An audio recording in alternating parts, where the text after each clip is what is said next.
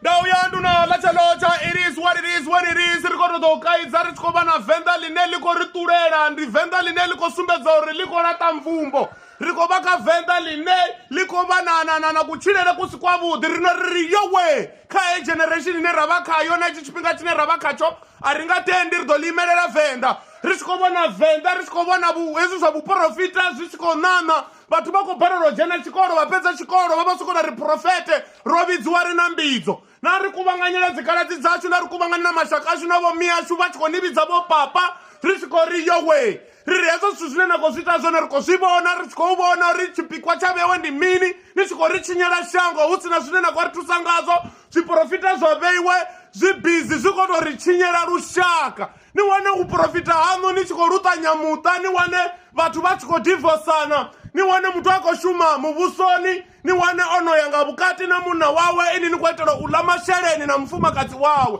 Richiko riyowe, ni venda deloto ranaho, richiko mona nene mimaspare yabo rine isi nana plane, nga batu ba youthi, riwano ri, ranga budzisa risokoto wanofi, baranga panda ba youthi bako yo voteliwa, nalingwa bako ya mdimule uko nangiwa, chief secretary wa Vhaswa na minimi. Mara richicheka aba watu ariba bibi, aratuwa bonaka community zachu, mara niko nanga na maimo, riribo Ramaphosa we, ya we, pano Limpopo nga wapa uneraba one venda, auna zimeyara zote ziko actor, and ndiwano unewanga wanori, chumwa chipingari nga wana na ziko corruption zichinga, tutuwishwa ngazo yeso ngari batu wane bako actor basi wa responsible.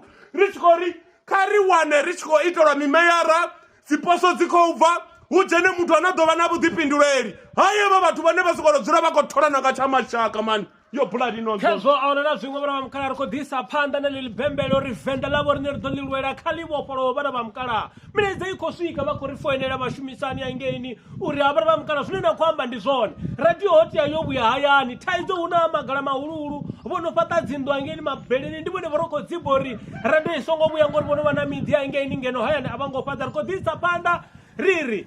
Radio ikabu ya hayani naone haba bango batu bahurane kabate yo awera mingwa yo swikati kwambori radio zazo itatanganelo ila imwe yo disabo Vhaswa hey yashiko disa ono iwakare na kare ndi kwambori pension yo swika batu bahashu hevi uchifi mutu uya pension ana 60 years asuri ni totoli ndela 60 ngori at 60 mubusomo ushimotoni nyara uchani todo chimro jani chele deni tuwe suno ni weni go mutu koyo hako tenda na 60 yo swika hako jana pension odzibana radio hako tendova Nikho lengisa Vhaswa urenga Goloi nichidzibana radio ni muhuru Nikho lengisa Vhaswa upata dzindu Vhaswa vadopata dzindu novela nga chipingade nikwamburi khoyu mndu kana wavorine wahayani talente ntswantswa mukoi wa mafagi vari vamkala okorifunza na nyambo dza Afrika ndikoto ndikovhuanga macheloni ndichiri ndiye Nndu ni tuku ndichito ndiyafara loko ndibva mbote ndichitise ndozoriya hapa petu una potential mara hoino ni duvana zdarari kopfa ho ndiamwira musanda vavehone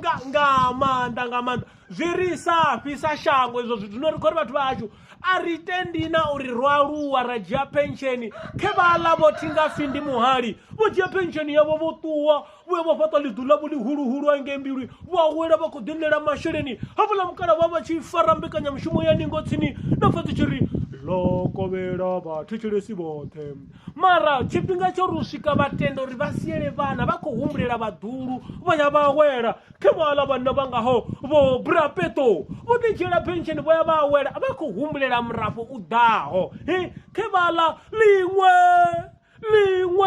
votowa voyawela mara ava vasatu iradio nani nikoti yotofani mrao ha maiki limwe duva uri uchifi ndingoduva uri uchifi hai voya maragani nife chiduro kuli kwizi bomwe tidwanga stroke ufika ofela ndwani Uyu wa bifi wonokweta mlaedza ka radio chichava to nifimi nilia branga lokwata tamboti oyu kuni kumulani fumulani tamboti uri riko sasa radziwa ngambiru arinera mbilu mbinzafi dzifi yongora arishumi nabewe arishumisani arilipetunti rikoto esamuledzori radio kaibo forowe we need new energy new thing new power new ni songo development. shumisa milaedza u ita milaedza yanu kha radio ya lushaka ni tshi khou lwanndwa dzama hala mafhungo ane ni khou ri advise nga zwa dzimbilumbi na mini ni tshi khou fhindula riṋe ni songo shumisa kha radio ya lushaka ri khou ni kaidza ini pumulani khuni tamboti ri khou ni kaidza ni vhe no zwifa na vheni vhaprofita noṱhe vhane ani na grade 12